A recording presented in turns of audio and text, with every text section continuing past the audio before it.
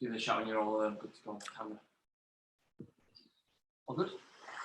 Okay, morning everybody. If we could follow the usual format, please. If you wish to ask a question, please raise your hand. And as always, we'll send a full recording of the press conference around later this morning. If we could get going with Ben Ransom from Sky Sports, please, Ben.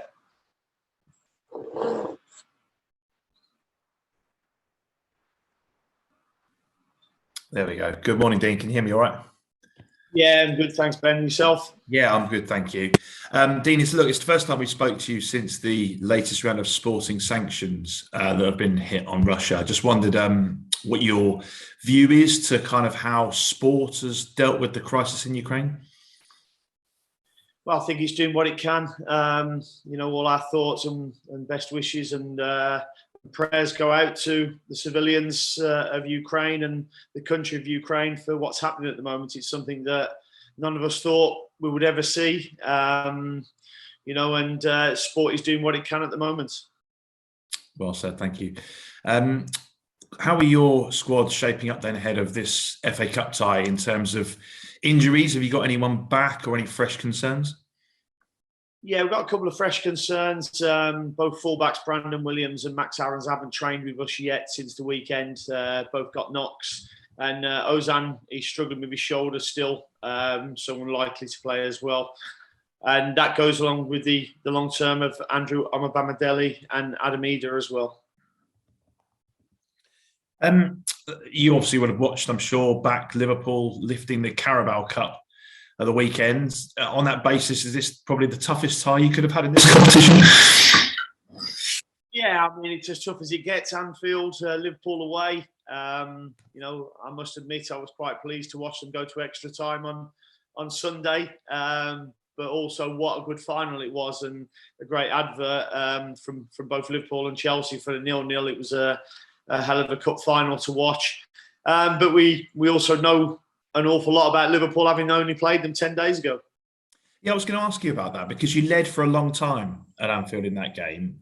What positives and what confidence can you take from that? I think more so from the performance. Unfortunately, we didn't follow that up on Friday at Southampton. We didn't play well enough on Friday, but the Liverpool performance was certainly a big step in the right direction of what we want to be seen as, our identity as a team, playing well at one of the top teams in the world. And just finally from me, how does this game and your preparations for it balance against what's obviously a huge game for you in the Premier League at the weekend? Yeah, I mean, this is the oldest cup competition in the world. The FA Cup means a lot to us, to a lot of other people as well. So we'll be trying to go out and win, but unfortunately, it does. We do have to balance our team as well, knowing that we've got a massive game against Brentford on Saturday, and we won't be travelling back until Thursday morning. So obviously, not a lot of time to work on the Brentford game. So that is a balancing act that we have to play. Lovely, thanks, Dean. Best of luck. Cheers, Ben. Thank you. Thank you, Ben. Ian, over to you, please. Thanks very much, Daniel. Hi, Dean. How are you? I'm very well, thanks, Moose. Yourself? Yeah, very, very well. Listen, as one said that sport is the most important of the least important things. I mean, I guess with what's going on in the world right now, it must be quite difficult to be playing sport and sort of, maybe some of your players are worrying about what's going on around the world. No, I think everybody's concerned with what's happening, but we have to live day by day, don't we? And get on with our jobs. But our sympathies are there for everybody in Ukraine. In terms of this game, I mean, it's difficult, isn't it, playing a team you've only just played, because you don't know whether or not they're going to put the same team out. I presume that Jurgen Klopp will change things around, especially after the League Cup final on Sunday. Yeah, I mean, the fact that it went to 120 minutes means that they will probably make some changes, but they made some changes, from playing Inter Milan in Europe, the game before they played us last time. So they've got a squad capable of making them changes, and we have to be prepared for them. You've spoken about the importance of this cup competition already with the Brentford game coming. First of all, though, it has provided you with a lot of confidence. I mean, I saw you win at Charlton. You seem to grow after getting that win under your belts in the next few games in the league and the cup. Yeah, we have. I mean, we've had 2 away wins so far, as you say, at Charlton and Wolves, a fellow Premier League team. And, the draw hasn't been kind with us, sending us away from home again. But, it's one that we, will relish the challenge. Liverpool are a wonderful team. We know that. But we'll certainly take confidence from the games that we've already played in the Cup and also against Liverpool last week. But having said that, is it fair to say the most important game this week is Brentford at home? No, the most important game is Liverpool because that's the next one. We can only concentrate on each one as they come. And once the Liverpool game's out of the way, then we can concentrate on Brentford. My final one, out of the 8 ties this week, I think 5 of them have got VAR, 3 haven't because they're not being played at Premier League grounds. What is your feeling about that? I mean, I've always had the feeling you have the same rules for everybody in the competition, but I mean, clearly that isn't the case.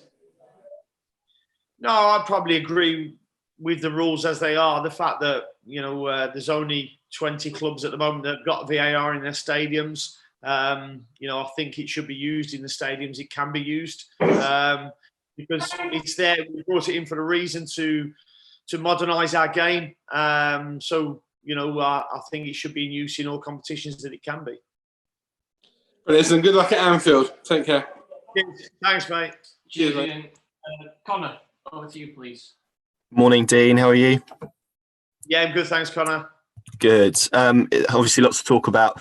Kind of the game maybe after this, and that's maybe certainly the way the fans are viewing it. But in terms, I mean, you've spoken about balancing your squad, and I think you've said that before. Kind of the last 2 rounds. How do you kind of go about doing that? Do you kind of set a number maybe of players who have been involved in the league campaign that can play, and look to balance it that way? Talk to us about how you go about balancing the squad. Well, we've got to look at, first and foremost, a team that we believe can go and compete and hopefully get the victory at Anfield. That's the first thing we're looking to do. I mean, we're looking now that the competition allows 5 subs as well. So we know that we can chop and change during the game as well. So that's the sort of thing we're looking at. We're looking at the robustness of our players, ones that can play and recover very quickly as well. So there's many things that we're looking at. Good stuff. I suppose there's also an element of opportunity for those players who come in to sort of stake their claim and get into your Premier League thoughts. I mean, we could list probably 4 or 5 players off the top of my head, but as a general rule, if a performance here, a goals, a real bright spark, and they could propel themselves into what is a really important time in the season for Norwich. Yeah, it's a really important time, and as I said before, each game's an opportunity for the players. So whoever gets chosen to play, it's an opportunity to stake their claim and keep the shirt. We've made changes before, and players who've shown up and done well in them games have ended up keeping the shirt. So hopefully they can do that again. Can I ask you about kind of midweek cup games a bit more generally? Obviously, this is 8:15 on a Wednesday. The kickoff time is not ideal for the fans, and we'll come back to them in a minute. But for you as a coach, 8:15 on a Wednesday when you've got to play on a Saturday at 3 o'clock, that doesn't seem particularly ideal in terms of preparation, particularly as you said you're going to be travelling back on Thursday morning. Yeah, no, it's not ideal at all, and heaven knows what time the game finishes if it goes to extra time and penalties. But it's a late one. We just have to deal with it. Unfortunately, the fixture calendar is what it is, and we're having to deal with it. I mean, there's talk about the Chelsea game getting changed at the moment as well, which I think's poor. Games getting brought forward and stuff like that. So we have to deal with it as best we can. It's not ideal, but it is what it is. Yeah, I was going to ask you about that Chelsea game. Actually, obviously, if you or Chelsea progress, then that game will now take place on Thursday, and then you head to Leeds on the Sunday. I mean, looking at it from a fan's perspective, maybe Chelsea fans who have made travel arrangements to come to Carrow Road in a few weeks, it certainly doesn't seem maybe that fans are being put at the heart of these decisions to move these games. They certainly haven't been. I mean, I don't think us as a football team have been either, because it's 2 big games, teams who are around us, Brentford and Leeds.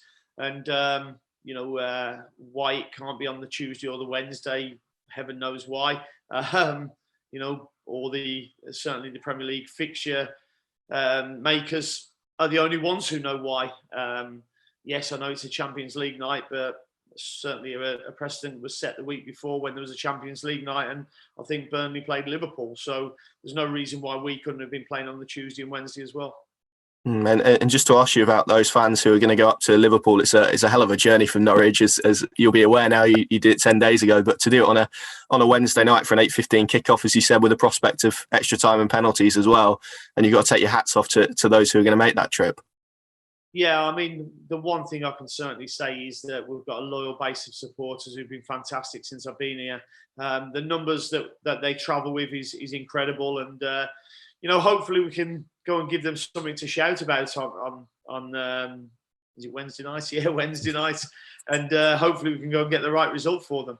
Obviously, you weren't in charge, but a couple of years ago, Norwich beat Tottenham in this round. It was a really good night. 9,000 Norwich City fans travel. Wasn't 8:15 on a Wednesday, mind you, but it set up a quarter-final at Carrow Road against Manchester United. Obviously, what an occasion that would have been with fans. The COVID pandemic maybe robbed us of that occasion. You've still got players in your squad who played that night. Is that something that you can lean on, or is it just something that maybe we talk about in the media, so to speak? No, I think it can be leaned on. There's players with them experiences already. We know we're more than capable of competing at this level. We need a little bit of fortune.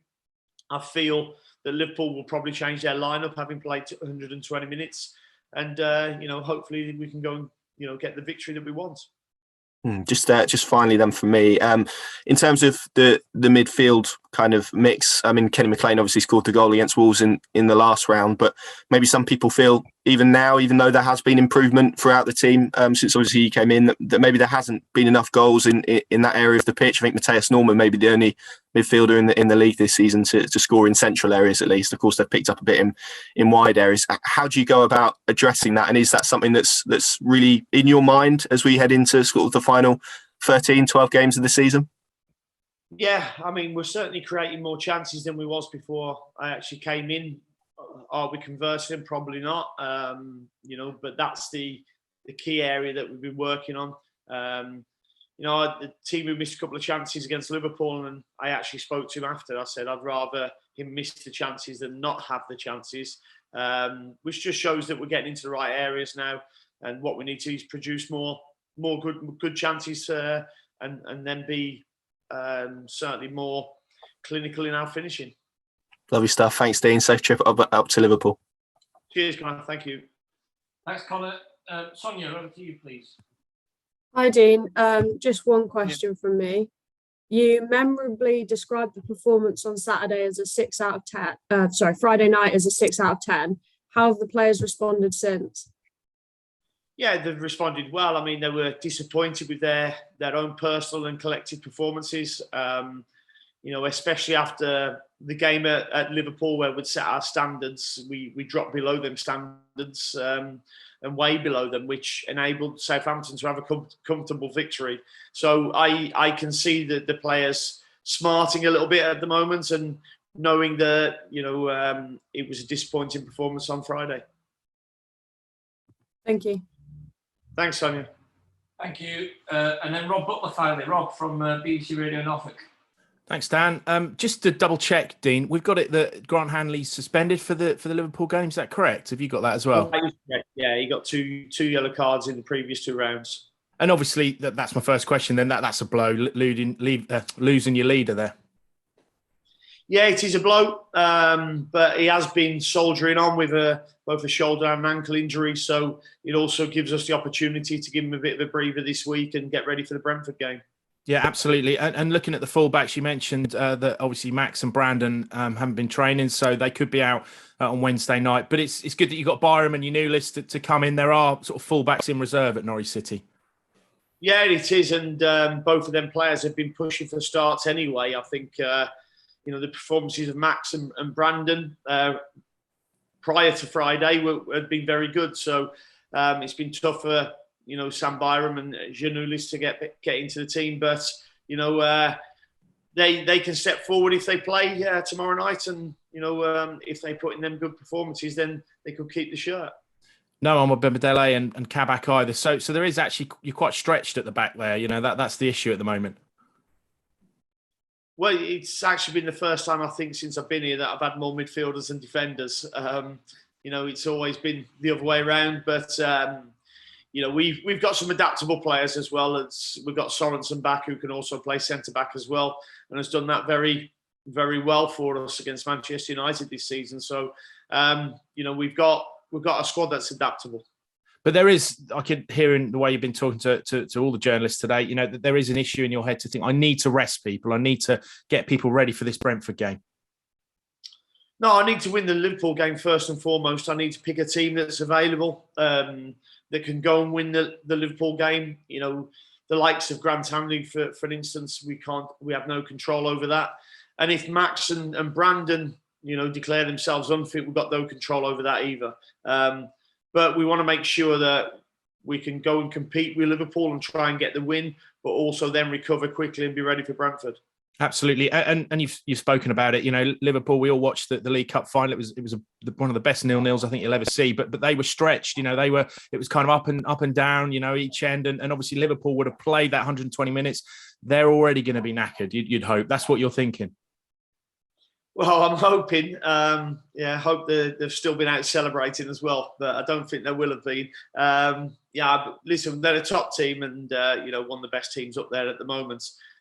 We competed really well, we're last week in the Premier League, and we need to go and do that now in the FA Cup.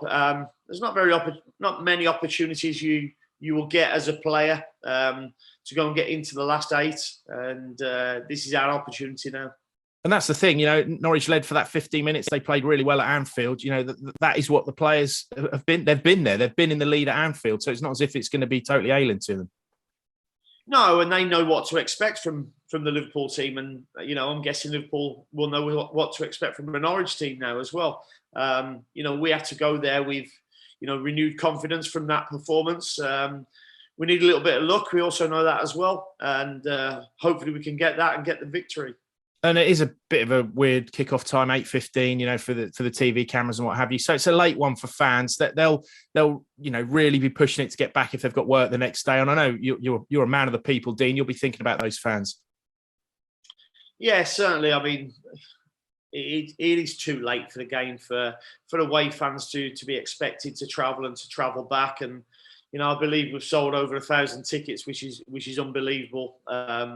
And from our loyal fans. So, thank every one of them, from every one of our football players and staff here.